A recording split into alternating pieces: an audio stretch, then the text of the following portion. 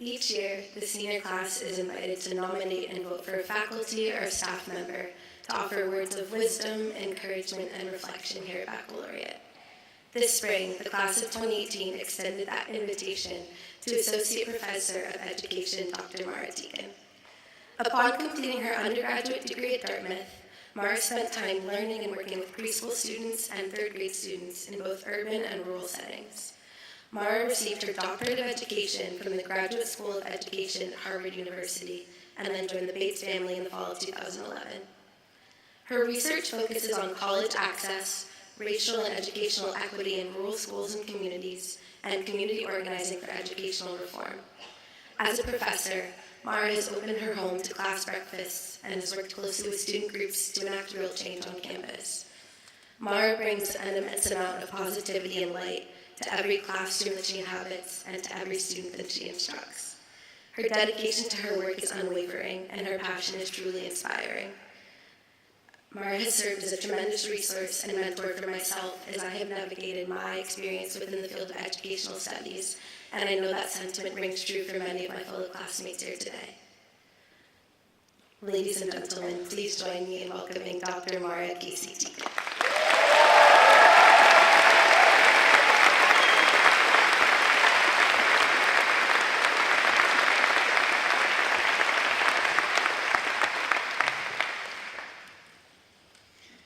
I am so honored to be asked to speak to you all today.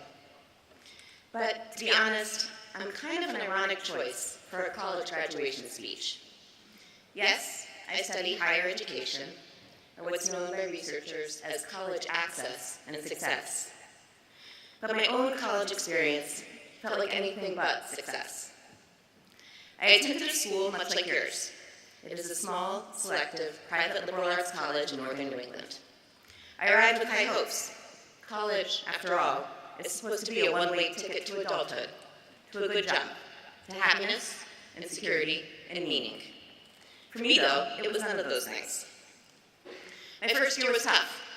I was far from home and miserably homesick, yet I knew I couldn't go back.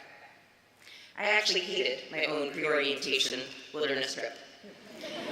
It seemed like everyone else already knew one another, and 4 days without a shower was about 3 days too many. Campus wasn't much better. 2 feet of dirty laundry covered our dorm room floor, and it was often hard to find someone to sit with at dinner. I spent my time studying for biology tests that I'd go on to fail, and trying to find a sport I was good at, or a club I enjoyed. By the end of my first year, the only thing I knew for certain was that I would not be pre-med. Over the next 3 years, I wandered from major to major. I landed in psychology only because I ran out of time to drop it and move on to something else. My jobs and extracurricular pursuits were just as varied. I sold fruit at a farm stand. I did snake demonstrations for a local museum. I took a drawing class. The more time I spent in college, the bigger and more complicated the world seemed to grow, and the less sure I was about my place in it. Junior year, after more than a few anxious phone calls from my parents, I identified something of a career path. I would get my teaching certificate, and I would spend my senior year doing my teaching practicum at a local school. This came as a complete shock to my parents. I hated public speaking, go figure. My own K-12 experience wasn't the happiest, and my dad was still holding out for engineering.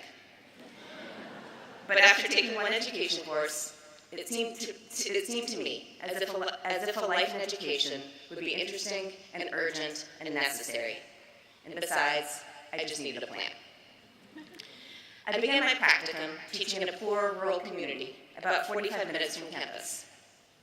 I quickly discovered that while my fifth graders were smart, hardworking, and deserving, there were winners and losers in the struggle for educational resources, and somehow they were on the losing end. And I, it turned out, was making out pretty well. So while my fifth graders often came to school hungry, back on campus I had 5 dining halls where I could eat as much as I wanted. While this elementary school couldn't afford computers in its classrooms, back on campus there were more computers than students, all with free printing and free software and free maintenance.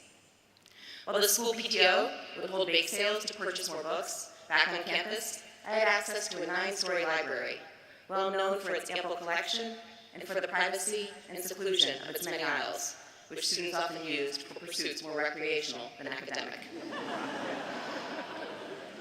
How was it, I wondered, that my college classmates and I could have so much, more, in fact, than we would ever need, while my students could have so little?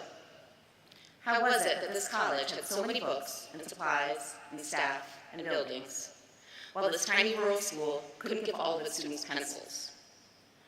It's not like they get the opportunity for this kind of college education later. Without basic resources, my students would not have the academic preparation they'd need to get them to college. This wasn't fair, and I was going to do something about it. I was going to teach. But the problem was, I was a pretty bad teacher. Perhaps this was most clear on my first day of teaching alone without the assistance of my mentor teacher. The day ended when my math lesson dissolved into student-led rebellion. Counting blocks began flying across the classroom. A student went missing, and someone called the principal. We found the missing student handcuffed to a tree outside. It's still not clear to me why he had handcuffs, but apparently he would rather chain himself to a tree than suffer another minute in my classroom. Teaching was hard, it turned out, and just because I liked kids and went to a good college and wanted to teach didn't mean I was any good at it. I had a lot more to learn. So, by the time I was sitting where you are today, I had a major I knew I wouldn't use. I had an understanding that the field I wanted to go into, education, had some major inequalities. I had remarkably few ideas for what to do about those inequalities. And I had a growing fear that my teaching could actually make things worse. In short, I would leave college with more questions, more doubt, and more uncertainty than I had when I arrived. But maybe none of this rings true for you. You are, after all, Bates class of 2018. And after spending 4 years with you, I know that you are a talented, brilliant group. You have many reasons to be proud. You entered Bates in the fall of 2014. You trickled in. Some arrived early for team training and long hours in the weight room. Others came for ASOP in days of mountains and kayaks and campfires. Finally, you were all here on campus, spending your first night together. September was a blur. Dinners with your JAs, the scramble for classes, the occasional, maybe less than informed conversation about your common read, The Remedy. You've survived your first winter with its apocalyptic snows, and you witnessed your first puddle jump, questioning, perhaps, the good sense of Bates' older students. After a beautiful short term and a blur of the summer, you were back again. And now you were thinking about a major, and maybe getting settled into a club, or a campus job, or field work in Lewiston. And then it was junior year, and many of you were gone, scattered in universities and communities across the globe. And others stayed on campus, digging deeper into interests and commitments right here, at a place that was, maybe, starting to feel a bit like home. And then, suddenly, it was senior year. A year of projects and capstones and long hours in the library, in the lab, in the field. Time with friends and classmates felt a bit sweeter, maybe a little more precious, because now it was clear this time was limited. You knew that soon you'd be sitting right here. Now you have 4 years of memories. You'll remember binding your thesis and practicing for Sankofa and climbing Mount David to watch the sunrise. You'll remember paint parties on the library quad and late nights in the den during finals week, and the hammocks that hang like cocoons across campus on the first warm day. And you'll remember people, classmates and professors, deans and teammates, common staff, and friends. And maybe your Bates experience is just this neat, filled only with these kinds of memories, and of course, your many, many accomplishments. That list truly was impressive. Or maybe my story, my college experience of questioning, of floundering, of indecision, rings true, at least in part. I've heard about a few tests that were failed, classes that were slept through, deadlines that were missed. Maybe you didn't get the part, or you were cut from the team. Maybe you, too, jumped from major to major, and your transcript now shows no discernible pattern of anything. Maybe you're still questioning what you want to do. Maybe there is no post-graduation plan. Maybe you're feeling a little caught between places right now, no longer so sure where home is. Maybe college was a bit harder and more uncomfortable than everyone makes it out to be. 17 years ago, I was right where you are today, perched on the eve of graduation, trying to make sense of college. I didn't understand it then, and even now, as someone who studies higher education, I still don't fully understand college, our complicated experiences of it, and the benefits and costs it carries. And if the many, many, many weeks it took me to write these words as any indication, I really don't get it. But I do know this. During college, I learned how to make mistakes. I learned how to listen, and I learned how to learn from others, including the handcuff kid, Cody, who taught me how to be a more responsive, more aware, more caring teacher. I learned how to love questions, how to know what I didn't know, how to ask for help, how to live with uncertainty.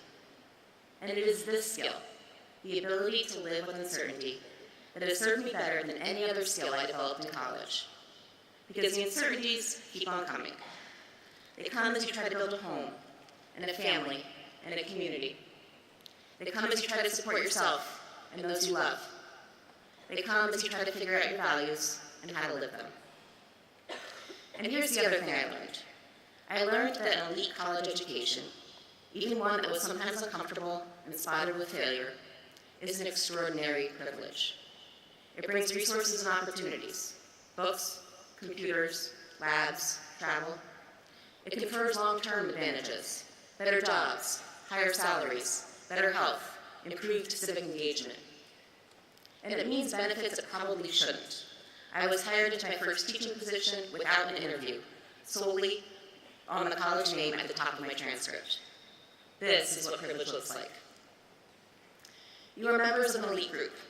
For every 100 ninth graders, only 20 will go on to earn a bachelor's degree within 6 years' time, and only the smallest fraction of these degrees will be from highly selective schools. And this college pipeline is raced, classed, and placed in all sorts of ways. Students of color, poor students, and rural students are much less likely to enjoy these opportunities than white students, wealthier students, and suburban and urban students. We live in a very unequal world, and I was reminded of this every day of my teaching practicum and every day of teaching since then. A relative few have access to the kind of educational opportunity that you and I lucked into, and so this privilege brings with it responsibility. And for me, this meant a responsibility to ensure that my students have the same kind of opportunities I had. I think that we talk about college all wrong. We suggest that college is about certainty, about answers, about figuring it out. We suggest that tomorrow you will step off the stage into adulthood, a fully formed, confident, knowledgeable adult. That's a lie. College is more about questions than answers, more about confusion than certainty, more about the mistakes than the successes. And honestly, things don't get much clearer after college. We're all just muddling through, trying to figure things out, learning as we go. But hopefully, Bates prepared you well for this. We taught you to chase the questions and run headlong into challenge. And you have, in the studio, in the lab, in the community. So don't worry too much if you haven't found the right job, figured out the next step, or decided what you want to be when you grow up. And if you think you have, be ready to change your mind. If you do what you've been doing, staying curious, exploring, asking questions, you'll be fine. Your education is not finished. But just because you don't have it all figured out doesn't let you off the hook. You have a responsibility. Because here's the other problem with how we talk about college. We talk about it as if it's an individual commodity, a resource for you and you alone to use and to enjoy. But education is a public good, a society's obligation and a society's resource. And you, too, are the recipient of an extraordinary amount of educational privilege. No matter your path to Bates, you are now one of the lucky winners of the educational lottery. And so you have a responsibility to use this privilege, not just for yourself, but for others, too. Some of you are well aware of this privilege, and you've already been struggling with how to think about it and what to do with it. For others, this awareness may be new. And I can't tell you how to use this privilege or what, for you, this responsibility will mean. That's your question, your uncertainty to wrestle with. And I know you will. You've already started. So yes, college brings complexity and responsibility, questions and commitments. And that is exactly why it is such fantastic preparation for the rest of your life. Thank you. Class of 2018, I'll miss you.